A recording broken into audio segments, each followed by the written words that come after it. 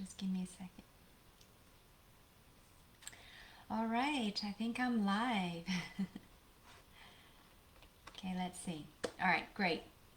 Hi, I'm Dora. I'm holistic stress and resilience coach from Dora Chan Yoga, and I educate and empower women and mothers to break free from fear, insecurity, limiting beliefs, and see themselves as the beautiful and authentic goddesses that they truly are. Welcome to my Tuesday Connect, where we talk about various topics on how to achieve whole person wellness in body, mind, and soul. So, today I want to talk about some of the myths around yoga and meditation. So, let's start with yoga.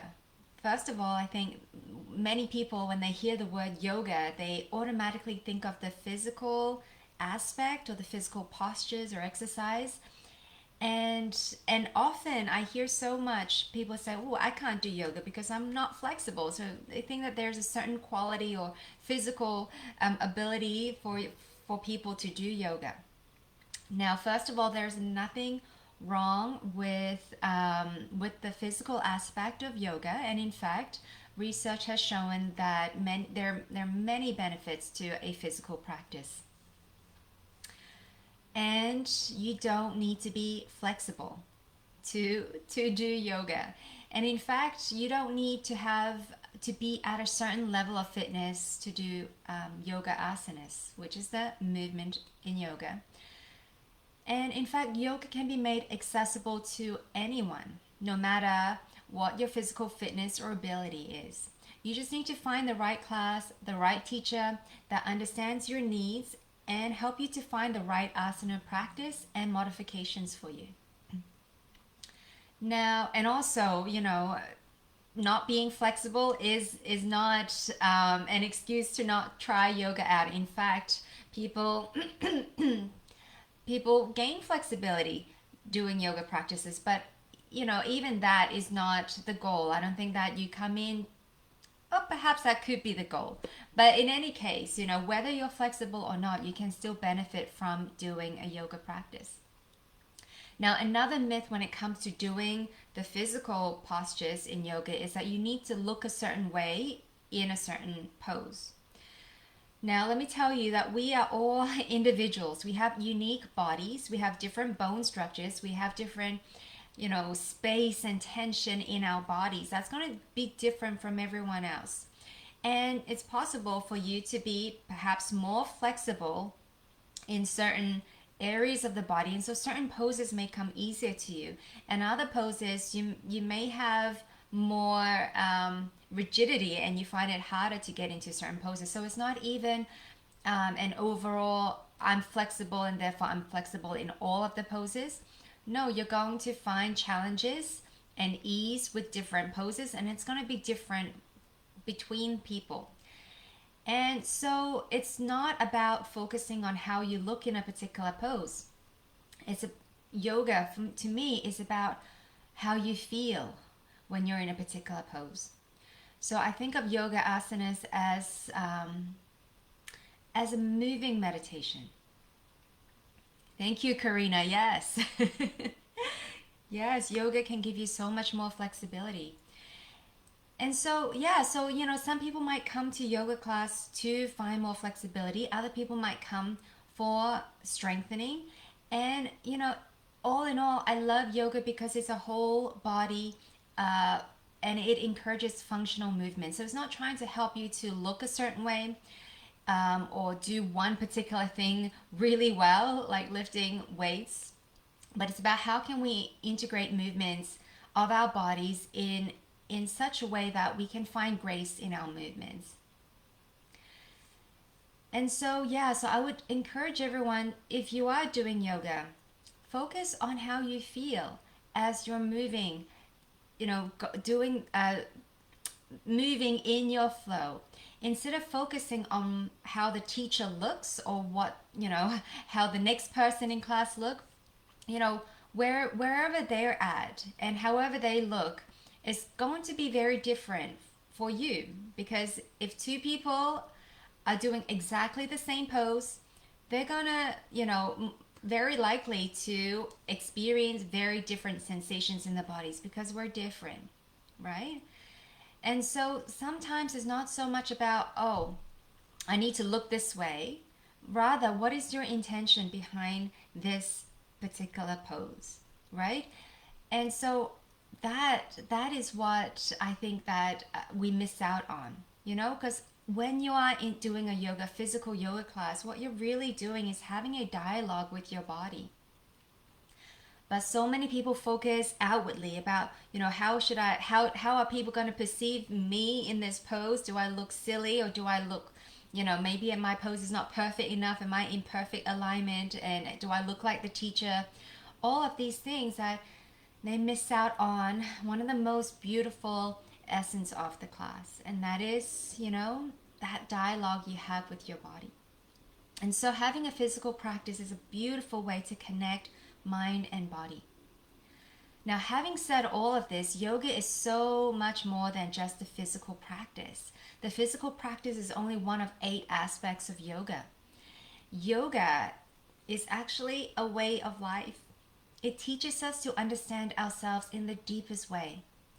And the practice of yoga includes aspects of meditation, which will help us to further our self-inquiry. Now, meditation also has its fair share of misconceptions. And I'm trained in the form of meditation called integrative restoration, or I-rest for short. And it's a form of yoga nidra meditation. And so this form of meditation is a little different from, some of the other types of meditations. And in this training, I'm going to focus specifically on I-rest. I-rest yoga nidra meditation. So I'll call it I-rest for short for the rest of this talk.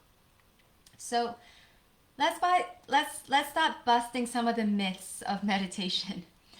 So first of all, at least for I-rest, in this type of meditation, you don't need to be in a particular posture to do this. In fact, traditionally, yoga nidra is taught lying down.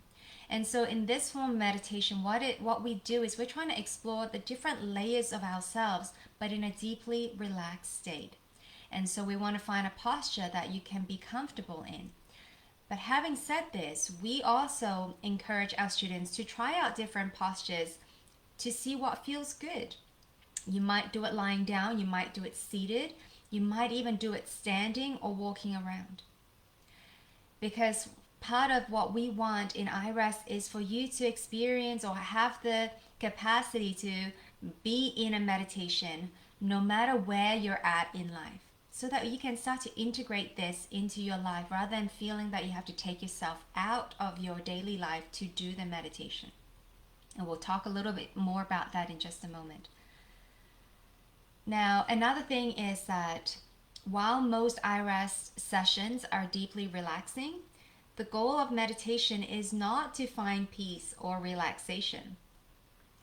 You can think of them more as positive side effects to the practice, but meditation is really about self-inquiry. It's about challenging our current way of thinking, challenging or questioning how we're feeling, what we're doing in life. And in doing so, what we're trying to do is gain first-hand experience in our bodies to understand what is actually true in our lives, what is important to us, instead of abiding by the rules and expectations and conditioned beliefs that have been placed on us by other people or society. So meditation is not always relaxing. And in fact, in I-rest, there is a big component to teach us to be with and even welcome uncomfortable feelings, emotions, and thoughts. Because if the goal of meditation is to understand ourselves deeply, what we need to do is actually to start bringing our unconscious thoughts, emotions to light so that we can see what we're working with. And this process can be uncomfortable, but it is necessary to help us to move past our old conditionings and to heal from past traumas and to start living more joyful and fulfilled lives. Now, as we learn to sit with discomfort, we also start to build resiliency to stress. So yoga and meditation may help you to relieve stress temporarily and this could feel really nice. And this is maybe one of the reasons why we keep coming back to the practice, because we want more. But just like I said, while it is nice, and I encourage everyone to have a consistent practice whenever possible, but it is more important to integrate these sort of spiritual teachings or our meditation and yoga practices into our daily lives. Because if you really want to make a difference in your life, we want to start living this practice. We don't want to have it as something on the side, almost like a vacation that you kind of just escape to, and then you come back to real life and you're like, ugh, I'm back in it, and I'm still dissatisfied, I'm still unhappy, and all of these other things. And you know what? There are so many people that have a consistent spiritual practice, but they do it in such a way that the spiritual practice is somewhat separate from their real daily lives, right? And so, for instance, someone might even practice, 1 or 2 hours, every day, and they have a beautiful practice. They may have been doing this for, many years. But when we still see that spiritual practice as something separate, what you're going to find is that when you get back to your daily life, you're still going to be running your own so you're still on autopilot, right? You're running your old condition program. You're still living those old habits and patterns, and in a way, you're asleep to the world because you're still stuck in that past karmic cycle and you're not breaking through. And so this is why people can have a spiritual practice. They can do a lot of yoga, a lot of meditation, but until we can integrate this into our lives, we're going to still feel stuck. We're still going to have the same challenges. We're going to still, have the same conflicts, and we're going to feel like we're still suffering, and we don't know why. Like, we're practicing so much, and yet I still am feeling reactive. I'm still stuck. And so, you know, it is so important that for us to, if we were to get unstuck, to come out of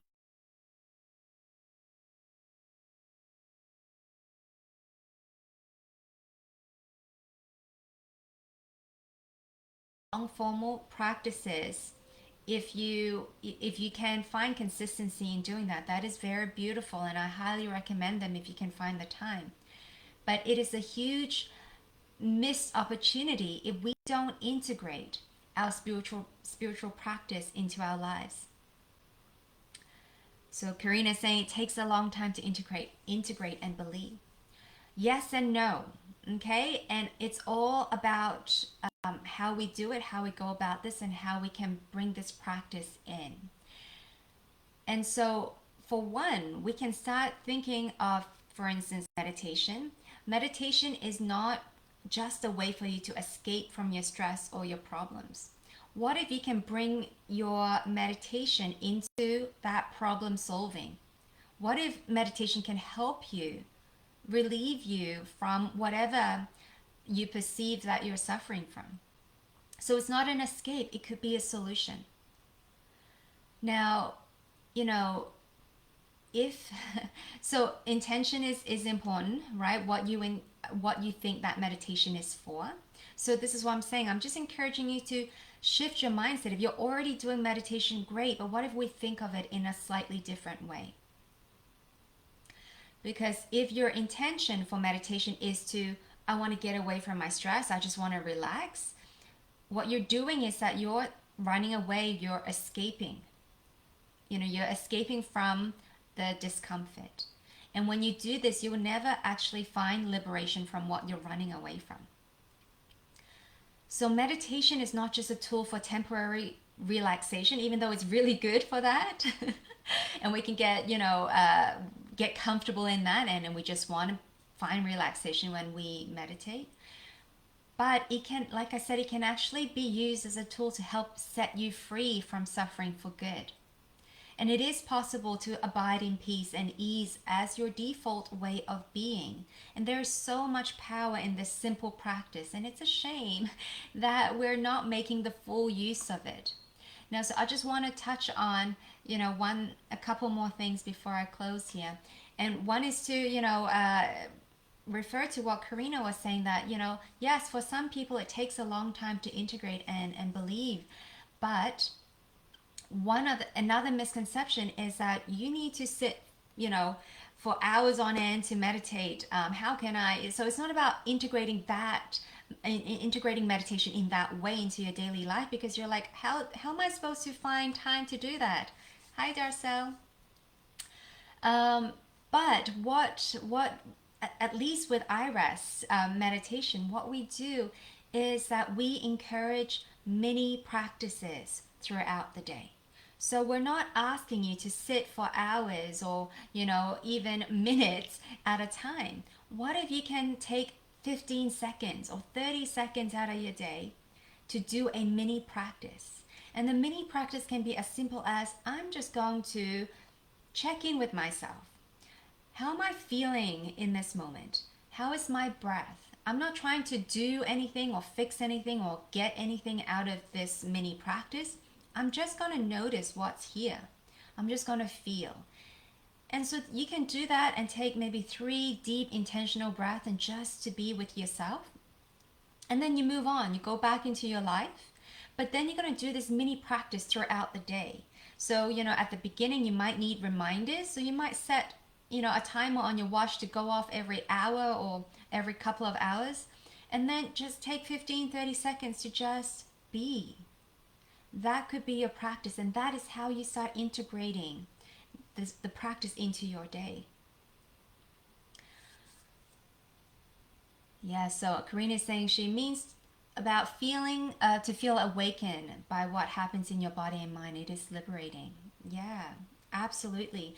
And for us who are new to the practice, we don't have to take on huge goals at the beginning. It's more about starting small. So many of us have disconnected from our bodies. So the first step is just to cultivate a practice that gets us in touch with our bodies again, because we've forgotten how to communicate and listen. Yes, Darcel saying if you have little ones at home, hourly check-ins are good. Yes, they're simple, they don't take a lot of time, and you can fit them in doing, at any time. You don't have to be in this, seated position in a certain posture. You can check in with yourself while you are cooking, while you are playing with your little ones, while you're, going for a walk, while you're taking a shower. This is, again, it's about integrating that practice into your daily life so that you're teaching your body that you know how to go back into presence whenever you need. And so you're learning to shift back and forth, and in doing so, there's so much that goes on when we do this, and I don't have the time to get into the biology and all the reasonings why, but just try it out. Try it out for a few weeks and let me know how that goes for you. And these practices can be super simple and doable, and I think that's important because a lot of people want to learn to meditate, but it's hard because you do need a consistent practice and regularity to see the benefits or to feel the benefits over time. And if if there are practices that you love but you just can't find the time for, and you're not able to make it consistent, then it's going to be very hard for you to continue with it in the long run. So we want you to have a practice that works for you. So yeah, so you don't need hours to meditate. If you have those, longer stretch of time for a longer meditation, perfect, great, go for it. But if you don't, you can already start incorporating the practice into your life, and it is just as beneficial, if not more, because you're now living the practice. So I'm running out of time, so I'm going to skip over a few things. And I just want to say that, and one last thing with meditation, yoga and meditation, is that a lot of people are afraid to do yoga or meditation because they believe that it goes against their religion. And so yoga, it's a secular practice. It's not a religion in itself. And in fact, it is a self-inquiry. That's what it is. It's about self-inquiry and about It's a practice that encourages you to ask questions about yourself and then to test them out. So test them out in the body. This is why we have the practices, the physical practice, the meditation practice. It's basically an experiment that you can do and get firsthand knowledge. So you're finding out the truth for yourself. You're not relying on someone telling you this is the truth. You just have to follow it and believe it. No, we're telling you ask questions, get curious, get firsthand experience in your own body, ask and see and feel what is true for you. And ultimately, it is a practice that helps you to reconnect with your deepest and truest self. And so, if you are religious, iRest can actually help you to form a stronger bond or connection or understanding to the God that you worship. And if you're not religious, iRest helps to guide you to experience yourself fully. It gives you a different perspective and a different experience with life that you haven't experienced before. And that is to experience that interconnectedness to all things and to experience ourselves as one with the universe. So I'm going to wrap it up here. If you have any questions, if you would like more information about yoga, meditation, or iRest, definitely we can just reach out to me. I'll be happy to help you to find any resources or help get you started on your journey. And if you enjoyed this mini training, make sure you follow me at Dora Chen Yoga. I'm on Instagram, I'm on Facebook, and I also have a private Facebook group called DCY Community, supporting strong women heal from stress holistically. And I also stream these live trainings there. And also in that private group, I share many resources, tips, and tools, and special office, meditations, all of that good stuff. So I'll drop the link either in the comments or I'll put it in the description after this video. So you can definitely join me if you're interested. And let me know what your biggest takeaway is. Drop your comments below. And if there are any topics you want me to talk more about in these mini trainings, give me ideas, guys. I'd love to hear from you. But otherwise, have a wonderful rest of the week, and I'll see you back next Tuesday. Bye now.